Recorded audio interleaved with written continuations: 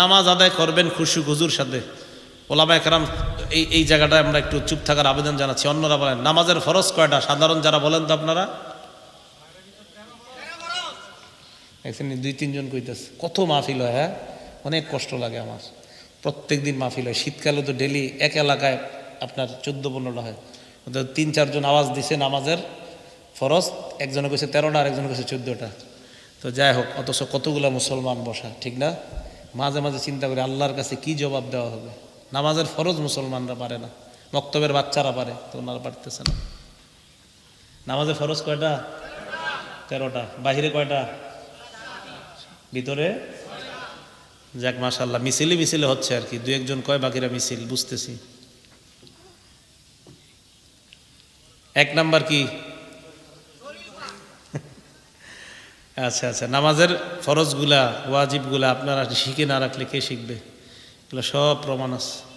শরীর পাক, সূরা মাইদার 6 নম্বর আয়াত, ওয়া ইন কুনতুম জুনুবান ফাত্তাহহারু, অপবিত্র থাকলে পবিত্রতা অর্জন করো। কাপড় পাক, সূরা মুদ্দাসসিরের 4 নম্বর আয়াত, ওয়া সিয়াবাকা ফাতাহহির, কাপড় পবিত্র করো। 3 নম্বর নামাজের জায়গা পাক, সূরা বাকারার 125 নম্বর আয়াত, ওয়া আহিদনা ইলা ইব্রাহিমা ওয়া ইসমাঈলা আন তাহহিরা বাইতিয়া লিত-তাইফিন। ইব্রাহিম ইসমাইলকে আমি আল্লাহ বললাম পবিত্র করেন আমার ঘরটা। কেন? লিত-তাইফিনা, যারা তফ করবে তাদের জন্য, ওয়াল আকিফিনা, যারা ইতিকাফ করবে তাদের জন্য, ওয়ার রুকঈ, যারা রুকু করবে, ওয়াস সুজুদ, যারা সিজদা করবে, মানে যারা নামাজ পড়বে তাদের জন্য। 4 নাম্বার সতর ডাকা, সূরা আরাফের 31 নম্বর আয়াত, ইয়া বানি আদমা খুযু জিনাতাকুম ইনদা কুল্লি মসজিদ। হে আদম সন্তান, নামাজের সময় সাজসজ্জা অবলম্বন করো। 5 নাম্বার কিবলামুখী হওয়া, সূরা বাকারা 144 নম্বর আয়াত, ফাওয়াল্লি ওয়াজহাকা শাতরাল মসজিদিল হারাম, কিবলামুখী হয়ে দাঁড়াও। হ্যাঁ, কিবলামুখী হয়ে দাঁড়াও।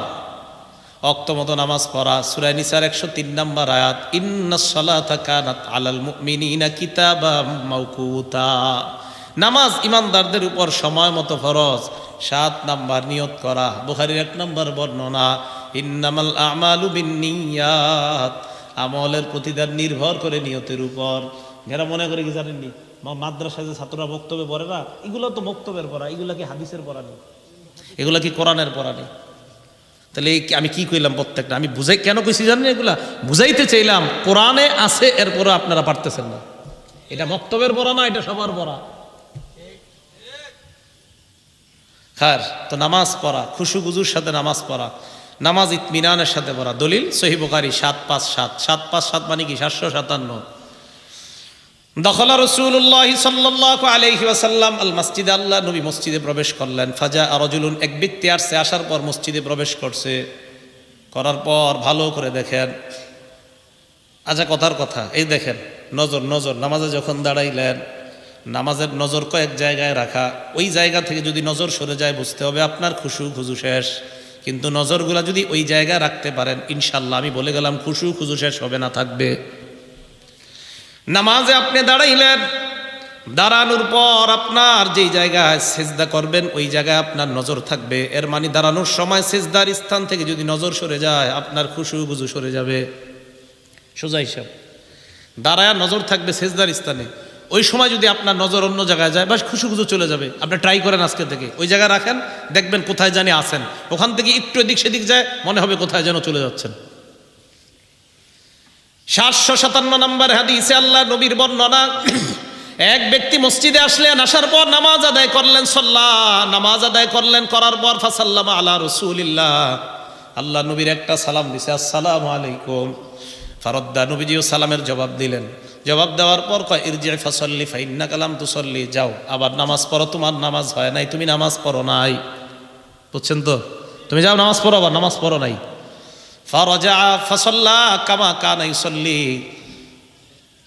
ওই ব্যক্তি আবার গেলেন, সুম্মা ইউসাল্লি কামা কানা সাল্লা, যেইভাবে আগের মতো নামাজ পড়লেন আবার ওইভাবে নামাজ আদায় করলেন। আবার নবীর সামনে আইসা সালাম দিলেন। আল্লাহ নবী সালামের জবাব নিয়ে বললেন ইরজি ফাসাল্লি ফাইন্নাকা লাম তুসাল্লি, হে মিয়া যাও আবার নামাজ পড়ো, তুমি নামাজ পড়ো নাই। এইভাবে 3 বার হয়ে যাওয়ার পর ওই ব্যক্তি বলে, ইয়া রাসূলুল্লাহ, আমি তো নামাজই পড়তেছি, আপনি কোন আমি নাকি নামাজ পড়ি নাই? আসলে তো নামাজ পড়ছি। আল্লাহ নবী কয়, তুমি নামাজ পড়ো। 3 বার এমন বলার পর ওই ব্যক্তিটা কয়, মা উহসিনু গায়রি, হুজুরের চাইতে সুন্দর আমি নামাজ পড়তে পারি না, আল্লিমনি, সুন্দরভাবে কিভাবে নামাজ পড়া যায় আপনি আমাকে শিক্ষা দিয়ে দেন। আল্লাহ নবী বললেন, তুমি যখন নামাজের মধ্যে দাঁড়াও, দাঁড়ানোর পর ফাকাব্বির, তুমি তাকবীর বলবা। তাকবীর বলার পর সুম্মা ক্রা মা তায়াসসারা মাআকা মিনাল কুরআন, কোরআনের যেই জায়গায় সহজ ওই জায়গা থেকে পড়বা। পড়ার পর সুম্মার কা, রুকু করবা। রুকুর মধ্যে এমনভাবে থাকবা হাত্তা তাতমা ইন্না রাকিআন, ধীরস্থিরভাবে রুকু করবা। ধীরস্থিরভাবে রুকু করার পর সুম্মার ফাক, এরপর তুমি মাথা উঠাইবা। মাথা উঠানোর পর হাত্তা তাতাদিলা কাইমা, সোজা হয়ে দাঁড়াইবা। মক্তবের বাচ্চারা দেখবেন পরে রুকু থেকে সোজা হয়ে দাঁড়ানো, 2 সেজদার মাঝখানে সোজা হয়ে বসা। এরা মনে করে এটি মক্তবে আছে, এটি হাদিসে আছে। আল্লাহ রসুল বললেন হাত্তা তাতাদিলা কাইমা, তুমি এইভাবে দাঁড়াইবা। এর মানে আমাদের মক্তবের বাচ্চাগুলা 6-7 বছরেও তারা বুখারী শরীফের হাদিস পড়ে ফেলে। হ্যাঁ, আপনাদের শরম করে না? এই পিচ্চিরা পারে, আপনারা পারেন না? কষ্ট নিয়েন না। কেন কইতে জানেন? শিক্ষার আগ্রহ যাতে হয়, যে না শিখতে হবে আমার, আমি মুসলমান। আরে নামাজের ফরজ মুসলমান পারে না তো কে পারবে বলেন আমাকে? কোন কোন এলাকায় গিয়ে যদি আমি বলি কোরআন পড়েন, তো 2-1 জন কই পড়ি, আর বাকিরা যখন কই পড়ি না, আমার রাগ উঠা যায়। তো কোরআন কে পড়বে মুসলমান না বললে? হাত্তা তাতাদিলা কাইমান, দাঁড়াও, ধীরস্থিরভাবে দাঁড়াও। তো দাঁড়াইবা। সুম্মা সুজুদের পর সেজদা করবা। হাত্তা তাতমা ইন্না সাজিদান, ধীরস্থিরভাবে সেজদা করবা। এরপর সেজদা থেকে মাথা উঠাইবা। মাথা উঠানোর পর হাত্তা তাতমা ইন্না জালিসা, 2 সেজদার মাঝখানে সুন্দরভাবে বসবা।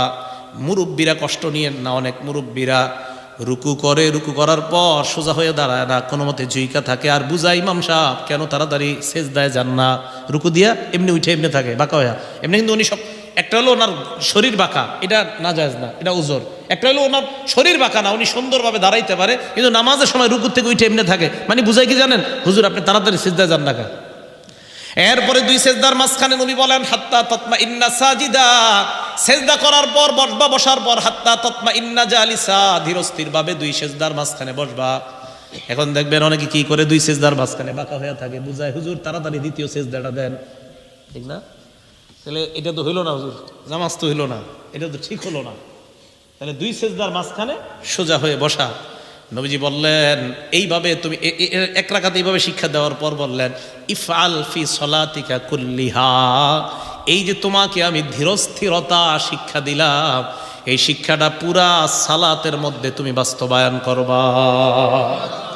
ভাই পড়বো তো এইভাবে নামাজ ইনশাল্লাহ। আল্লাহ তৌফিক দান করেন, আল্লাহ তৌফিক দান করেন।